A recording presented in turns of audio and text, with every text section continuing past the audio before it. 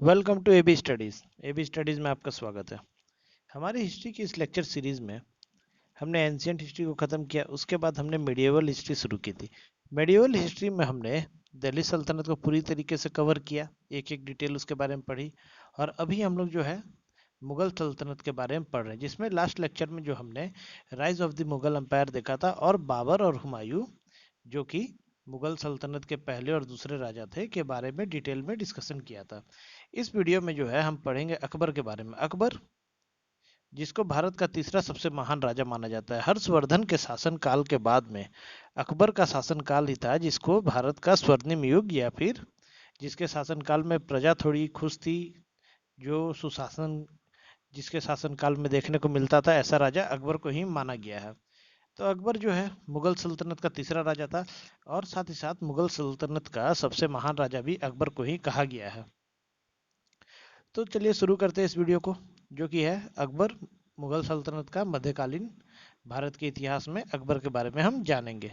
देखिए, अकबर जो है वो अपने पिता की मृत्यु के बाद, उसका पिता जो था वो था हुमायूं। हुमायूं के बाद गद्दी पर बैठता है और मुगल साम्राज्य की जो है बागडोर अपने हाथ में लेता है।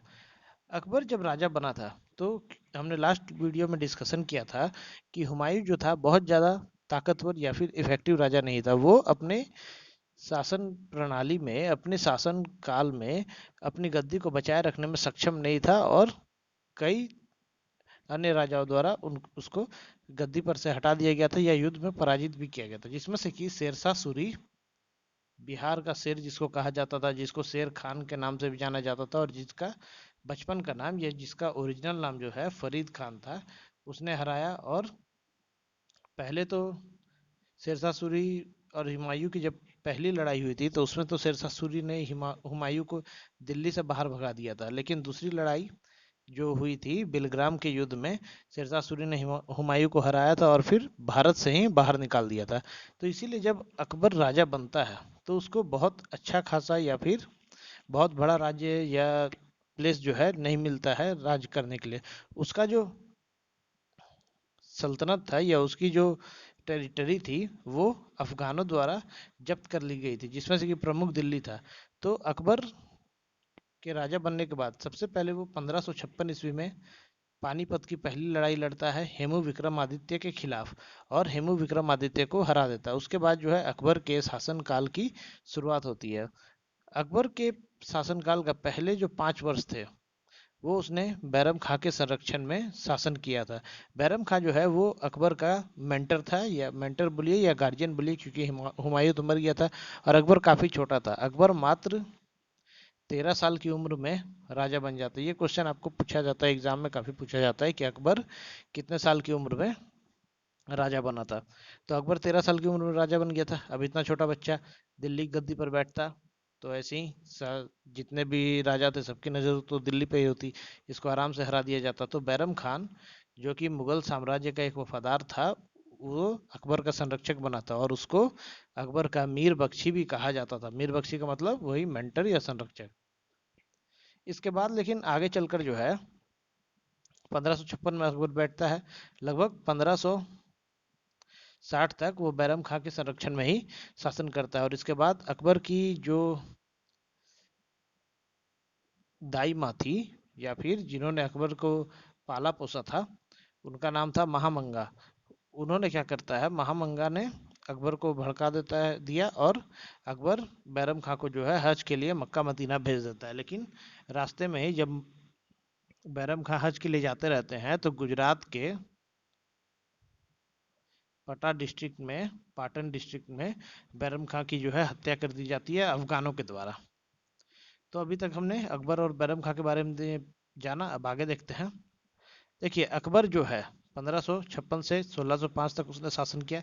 वो इतने लंबे समय तक शासन करने वाला इकलौता मुगल शासक था, क्योंकि उसके राज्य में प्रजा खुश थी, इसीलिए वो इतनी देर तक शासन कर सका। अकबर के पिता का नाम हुमायूं, हम चर्चा कर चुके हैं। और अकबर की माता हमीदा बानो बेगम, जिससे जब हुमायूं को देश से निकाल दिया गया था शेरशाह सूरी द्वारा और वो अफगानिस्तान चल गए थे, तब उनकी शादी हुई थी हमीदा बानो बेगम से। अकबर का जन्म जो है वो अमरकोट में हुआ था, जो कि वर्तमान में सिंध, जो कि पाकिस्तान में स्थित है, वहां पर था। अकबर 14 साल की उम्र में राजा बन गए थे, क्योंकि पिता की मृत्यु हो गई थी, इसीलिए। अकबर का पूरा नाम जो है, खतरनाक नाम, अब्बुल फथ जलालुद्दीन मोहम्मद। इतना लंबा नाम था अकबर का पूरा नाम। याद होगा तो ठीक है, नहीं याद होगा तो कोई दिक्कत नहीं, एग्जाम में से पूछेगा नहीं। लेकिन ओवरऑल आप याद कीजिए, कभी क्वेश्चन टफ बन गया तो पूछ सकता है। क्या था पूरा नाम? तो अब्बुल फथ जलालुद्दीन मोहम्मद अकबर, ये था उसका पूरा नाम। और अकबर की उपाधि उसको कब दी गई थी? तो अकबर की उपाधि दी गई थी जब उसने जजिया कर जो कि नॉन मुस्लिम पर लगाया जाता था, वो हटाया था। उसके बाद उसको अकबर की उपाधि दी गई थी। अब आप लोग कमेंट में लिखिए कि जजिया कर किसने लगाया था। ये हमने दिल्ली सल्तनत के लेक्चर में कवर किया था। आंसर में बताइए, कमेंट में बताइए कि जजिया कर किसके द्वारा इम्पोज किया गया था भारत में। हटाया तो अकबर के द्वारा किया था, लेकिन लगाया किसने था, ये आपको बताना है। अब देखिए, अकबर जो है तीसरा मुगल साम्राज्य का शासक था, बात कर लिया हमने।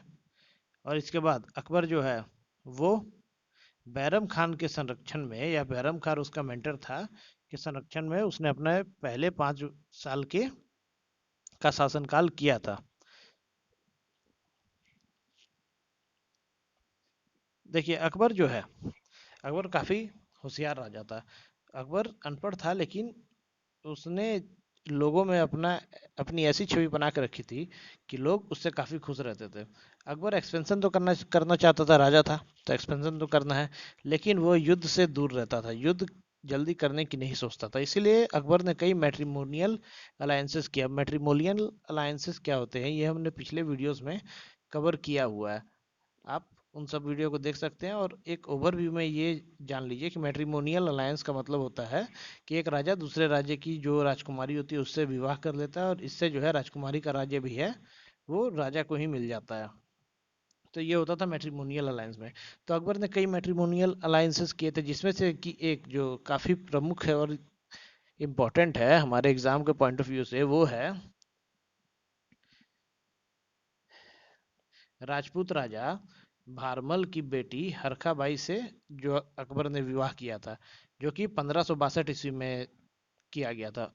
एग्जाम में पूछेगा आपसे, हरखा बाई कहाँ की राजकुमारी थी या किसकी पुत्री थी, तो आपको बताना है कि राजा भारमल की पुत्री थी हरका बाई। या ये भी पूछ सकता है कि किस ईयर में शादी हुआ था, किस वर्ष विवाह हुआ था, तो 1562 ईस्वी में विवाह हुआ था हरका बाई से।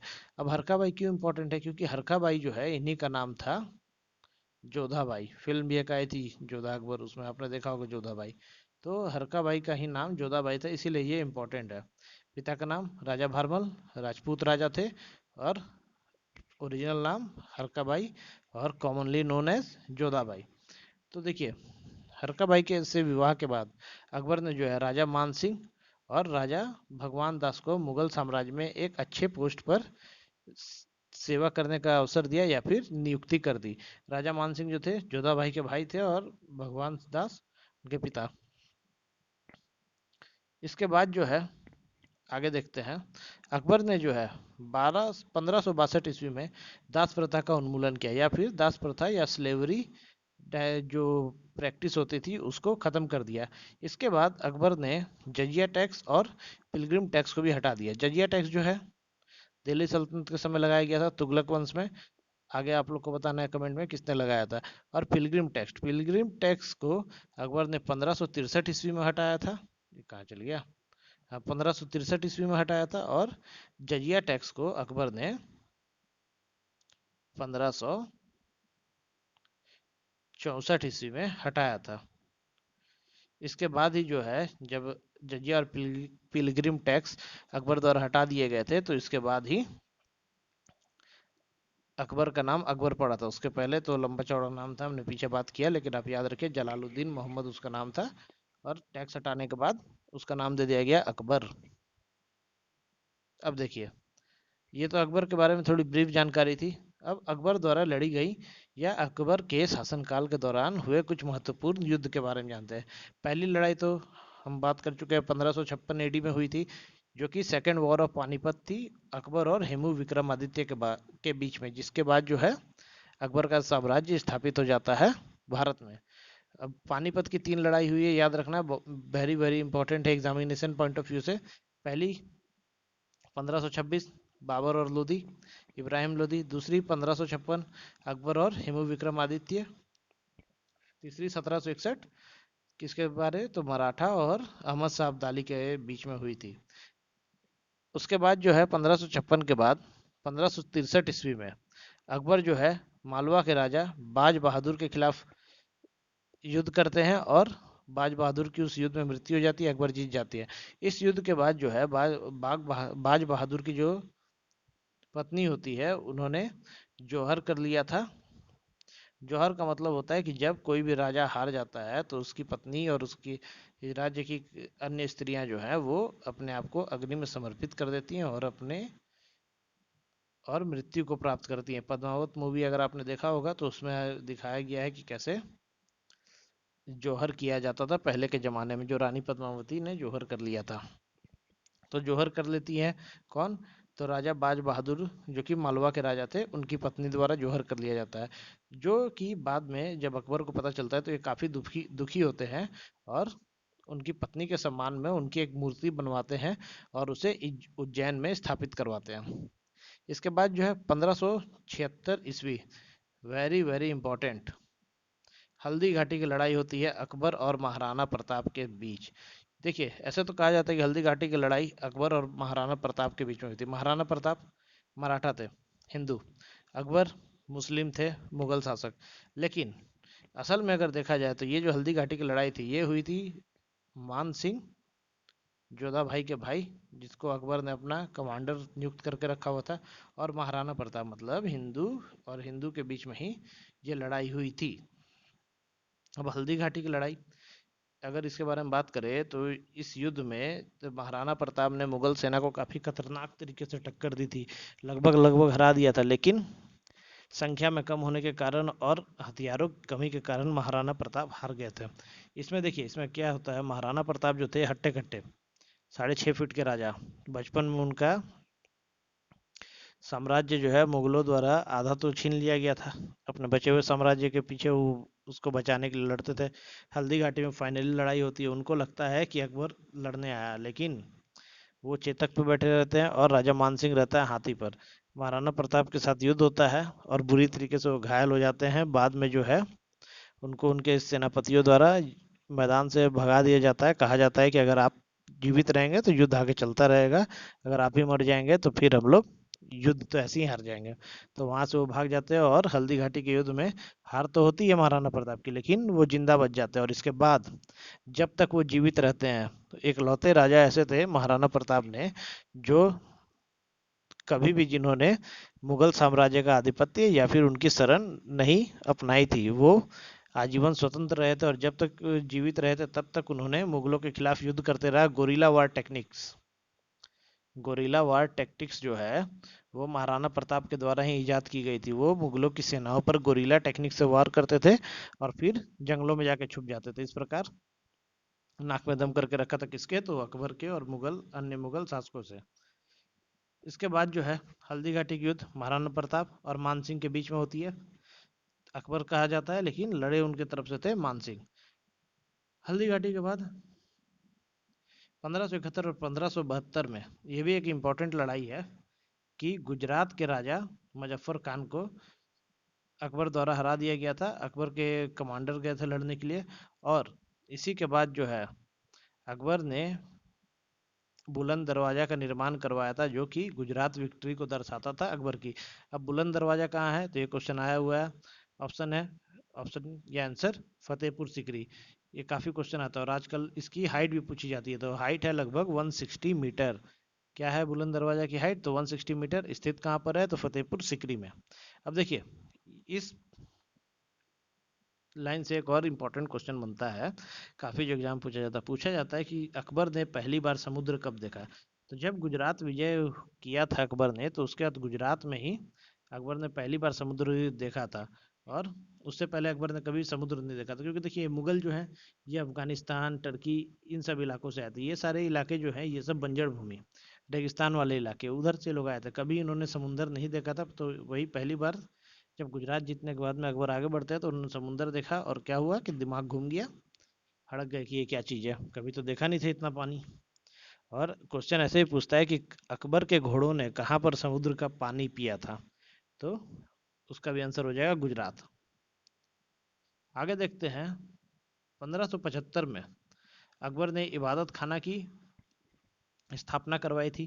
देखिए इबादत खाना क्या था, तो इबादत खाना था एक हाउस ऑफ वर्शिप, उसको वर्शिप बोल सकते हैं, मतलब पूजा घर की तरह एक बनाया गया था जहाँ पर सभी धर्मों के स्कॉलर्स को बुलाते थे अकबर, और धर्म पर उसमें घंटों चर्चा की जाती थी, डिबेट किए जाते थे और डिस्कशन किए जाते थे सभी रिलीजियस पैरामीटर्स पे। इसके साथ साथ ही राज्य के बारे में, राजनीति के बारे में यहाँ चर्चा की जाती थी। देखिए क्योंकि अकबर जो है अनपढ़ थे, पिताजी की मृत्यु हो जाती है काफ़ी पहले, हुमायूं मर जाते हैं, 14 साल की उम्र में बेचारे बन जाते हैं राजा। अब राज्य संभाले की पढ़ाई करे, तो अकबर जो थे वो अनपढ़ थे, उनको पढ़ना लिखना नहीं आता था, लेकिन दिमाग तो तेज था। तो इसीलिए उन्होंने क्या किया था कि इबादत खाना की स्थापना कराई थी, जिसमें कि वो स्कॉलर्स को बुलाते थे, विद्वानों को बुलाते थे, हर धर्म के, हिंदू सिख मुस्लिम ईसाई सभी धर्मों के स्कॉलर्स को बुलाते थे, और वहाँ पर उनसे जो है चर्चा किया करते थे और डिबेट करवाया करते थे, जिनसे कि उनको अधिक से अधिक जानकारी, नॉलेज और मिल सके और वो अपनी जानकारी को बढ़ा सके। इसके अलावा अकबर ने एक नया धर्म स्थापित किया था 1582 ईस्वी।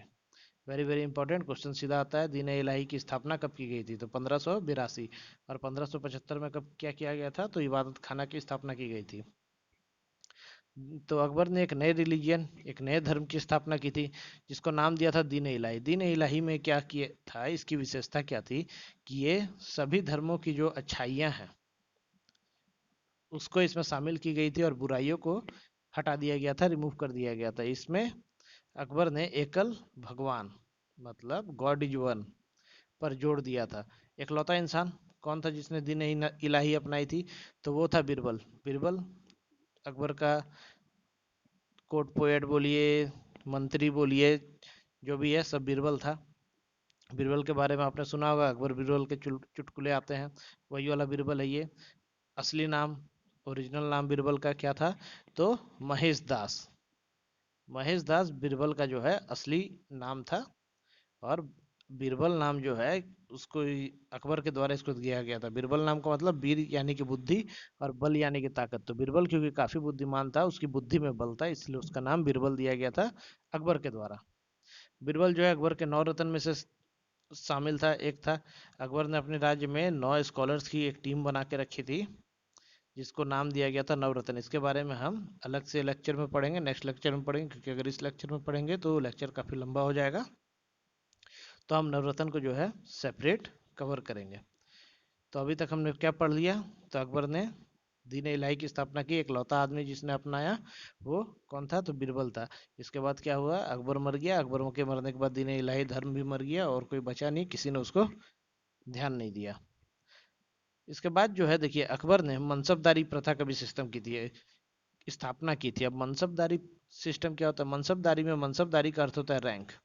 अकबर पहला राजा था जिसने अपने राज्य में सेनाओं में रैंक बांटे, जैसे आज के टाइम में होते हैं सैनिक, सिपाही, हवलदार, नायक, कैप्टन, कमांडर, जैसे रैंक होते हैं, वैसे अकबर ने उस जमाने में भी शुरू की थी, जैसे जिसमें कि 10 जो था वो सबसे मिनिमम रैंक था, और 7,000 जो है वो सबसे ऊंचा रैंक था, जो कि राज दरबार के बड़े जो नॉबल्स होते थे, स्कॉलर्स होते थे, उनको दिया जाता था।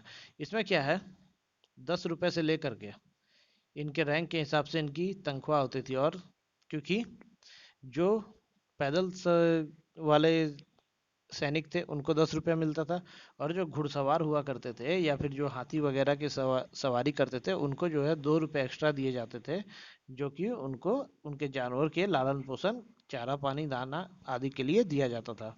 तो मनसबदारी क्या था, तो मनसबदारी रैंकिंग सिस्टम थी जो अकबर ने अपनी आर्मी में करके रखा था, जिससे कि वो लोग अपने आप को और अच्छे से निखारे, अच्छे से काम करें। इसीलिए जो है मनसबदारी प्रथा की स्थापना की गई थी। देखिए इसके बाद क्या होता है, 1605 ईस्वी में अकबर की मौत हो जाती है। अकबर की मौत कैसे होती है, तो बीमारी से होती है। बीमारी क्या, तो डायरी, डिसेंट्री। अकबर को हो जाती है डिसेंट्री। उस समय दवाई ववाई तो थी नहीं बहुत ज़्यादा अच्छी, तो इसीलिए अकबर की मृत्यु हो जाती है। लगभग अकबर ने जो है 49 ईयर्स तक शासन किया था, जो कि मुगल साम्राज्य के शासकों में सबसे लंबा समय या शासनकाल अकबर का है। इसके बाद जो है औरंगजेब ने भी काफ़ी समय तक शासन किया था, लेकिन औरंगजेब को जो है वो काफ़ी क्रूर था, काफ़ी उसके साम्राज्य में अशांति काफ़ी फैली हुई थी। इसीलिए अकबर के शासनकाल को गोल्डन गोल्डन पीरियड कहा गया और उसके शासनकाल को worst period of Mughal empire कहा गया। अकबर की मृत्यु जब 49 साल में अकबर मर जाता है, तो उसके बाद उसका बेटा जहांगीर जो है वो गद्दी पर बैठता है और फिर शुरू होता है जहांगीर का शासनकाल। इस वीडियो में जो है हमने अभी तक जो पढ़ा, आइए उसका एक क्विक रिवीजन लेते हैं। देखिए, सबसे पहले हमने देखा था 1556 ईस्वी में हेमू विक्रमादित्य को हराकर अकबर जो है वो अपना शासन स्थापित करता है भारत में। इसके बाद स्टार्टिंग के शुरुआती 5 साल जो है वो बैरम खान के संरक्षण में ही अपना शासन करता है, और बैरम खान को जो है अकबर का मीर बख्शी कहा जाता था या फिर मेंटर था बैरम खान, क्योंकि अकबर 14 साल की उम्र में ही राजा बन गया था, तो उसको एक मेंटर चाहिए था जो उसके दुश्मनों से बचा है, उसको सही ज्ञान दे कैसे शासन करना है, मतलब एक गाइडेंस चाहिए था। इसलिए बैरम खान जो है मुगल साम्राज्य का एक काफ़ी वफादार था, उस तो अकबर का मीर बख्शी बना दिया गया था बैरम खान का। इसके अलावा महामंगा अकबर की का लालन पोषण इन्होंने ही किया था। ये भी जो है अकबर को चाहती तो काफ़ी थी, लेकिन इनका जो पुत्र था ये चाहती थी कि वो राजा बने, इसलिए महामंगा अकबर को भड़काती हैं बैरम खान के खिलाफ। अकबर भेज देते हैं बैरम खान को हज के लिए मक्का मदीना। रास्ते में क्या होता है, लेकिन अफगान लोग जो है मिलकर सल्टा देते हैं बैरम खान को, और बैरम खान का चैप्टर जो है क्लोज हो जाता है। अकबर का शासनकाल 1556 से 1605 ईस्वी। अकबर हुमायूं और हमीदा बेगम का बेटा था। अमरकोट में इसका जन्म हुआ था। अमरकोट कहाँ है, तो सिंध पाकिस्तान में स्थित है। इसका पूरा नाम अबुल फतेह जलालुद्दीन मोहम्मद था। याद रखने की जरूरत नहीं है, जल्दी पूछता नहीं है, काफ़ी रेयर कंडीशन में ही आएगा एग्जाम में। उसके बाद जो है अकबर जो है वो मैट्रिमोनियल अलायंसेस करता था। उसने हरका भाई से शादी की, जो कि राजा भारमल की पुत्री थी, और कॉमनली नोन नेम जो है हरकाबाई का वो था जोधाबाई। इसके अलावा जोधाबाई के भाई राजा मान सिंह और राजा भगवान को दास को जगह देता है मुगल एम्परर में एडमिनिस्ट्रेशन में। 1562 ईस्वी में हटा दिया क्या, तो दास प्रथा हटा दिया। 1563 ईस्वी में पिलग्रिम टैक्स हटा देता है, और 1564 ईस्वी, या डेट नहीं लिखा हुआ आप लोग नोट कर लीजिएगा, 1564 ईस्वी में हटा देता है जजिया टैक्स, जिसके बाद जो है जलालुद्दीन को अकबर की उपाधि दे दी जाती है। लड़ाई 1556 में पानीपत की दूसरी लड़ाई, हेमू विक्रमादित्य को हराया, शासन स्थापित किया। 1563 ईस्वी में बाज बहादुर को हराया और मालवा में को जीता, लेकिन बाज बहादुर की पत्नी ने जोहर कर लिया, जिससे अकबर काफ़ी दुखी हुए और उसकी पत्नी की मूर्ति बनवाकर उज्जैन में स्थापित किया सम्मान देने के लिए। 1576 very very important battle of Haldi Ghati, Maharana Pratap के साथ लड़े। भेजा था मान सिंह को अपनी तरफ से लड़ने के लिए। महाराणा प्रताप ने कड़ी टक्कर दी, लेकिन हार हो जाती है, पर वहाँ से बच निकलते हैं, और जब तक जिए कभी मुगलों का की गुलामी जो है उसको स्वीकार नहीं किया, और हमेशा गोरिल्ला युद्ध करते रहे और मुगलों को नाक में दम करके रखा हुआ था। इसके बाद मुजफ्फर खान किंग गुजरात के, उनको हराया 1571-72 ईस्वी में, जहाँ पर जो है जीतने के बाद में बुलंद दरवाजा बनाया गया खुशी में कि जीत गए चलो भाई। हाइट बुलंद दरवाजा की 160 मीटर के आसपास। और गुजरात विजय के बाद गुजरात में अकबर ने पहली बार समुद्र देखा, उसके घोड़ों ने समुद्र का पानी गुजरात में पिया। क्वेश्चन आता है 1575 में इबादत खाना की स्थापना। इबादत खाना क्या था, तो हाउस ऑफ वर्शिप, जहाँ पर सभी धर्म के स्कॉलर्स आते थे और डिस्कशन करते थे रिलीजियस फैक्टर, पॉलिटिकल फैक्टर और कई अन्य मुद्दों पर, जहाँ पर डिस्कशन किया जाता था। 1582 ईस्वी में दीन इलाही की स्थापना की। दीन इलाही क्या था, तो एक नया धर्म था जो कि अकबर के द्वारा बनाया गया, जिसको किसने अपनाया, तो केवल एक बीरबल अपनाया। बीरबल का ओरिजिनल नाम जो था महेश दास था, बीरबल नाम जो है अकबर द्वारा उसको दी गई थी। उसके बाद जो है मनसबदारी प्रथा की स्थापना कराई गई थी अकबर के द्वारा। मनसबदारी किया तो रैंक दिया जाता था सेना में, सबसे लोएस्ट 10 और सबसे हाईएस्ट जो है 7000 था रैंक। अकबर की मृत्यु 1605 ईस्वी में हो जाती है। इसके बाद जो है उसका बेटा जहांगीर गद्दी पर बैठता है, और अकबर का जो मकबरा है वो सिकंदराबाद आगरा में स्थित है। तो इस वीडियो में जो है हमने पढ़ा अकबर के बारे में। आशा करता हूँ कि वीडियो आपको समझ में आया होगा, और अकबर के बारे में जो आपकी जानकारी थी उसको आपने इन्हेंस कर लिया होगा, और मुगल शासन काल के बारे में आपको अच्छी जानकारी बिल्डअप हो रही होगी। हमारे पुराने वीडियोस अगर आपने नहीं देखे हैं तो वो जाकर जरूर देख लें, क्योंकि उससे जो है आपकी तैयारी को एक अच्छा बूस्ट मिल जाएगा। और अगर आपको हमारे सभी वीडियोस की पीडीएफ चाहिए तो पीडीएफ आपको मिलेगी हमारे टेलीग्राम ग्रुप में। हमारे टेलीग्राम ग्रुप का लिंक जो है यहाँ पर दिया गया है। आप इसको टाइप कीजिए टेलीग्राम में जाकर, वहाँ से ज्वाइन कीजिए, और नहीं तो लिंक जो है डिस्क्रिप्शन में दिया गया है, वहाँ से भी जाकर आप उसको ज्वाइन कर सकते हैं। और हमारे सारे वीडियोस की लेटेस्ट अपडेट आपको मिल जाएगी वहाँ से, और साथ ही साथ हमारे सारे पीडीएफ भी जो है वो मिल जाएंगे। इसके अलावा फेसबुक पे आप हमें ए बी स्टडीज़ पे भी ज्वाइन कर सकते हैं। फेसबुक पे लिखिए ए बी स्टडीज़, हमारी प्रोफाइल मिल जाएगी और वहाँ पे हमें ज्वाइन कर लीजिएगा, तो वहाँ से भी हमारे लेटेस्ट अपडेट आपको मिलते रहेंगे। और अगर आपने पुरानी वीडियोस नहीं देखी हैं तो प्लेलिस्ट में जाकर उनको भी देख सकते हैं। तो मिलते हैं अगले वीडियो में। इस वीडियो में इतना ही। Till then do like share subscribe and press the bell icon for the latest update from A B studies. Thank you.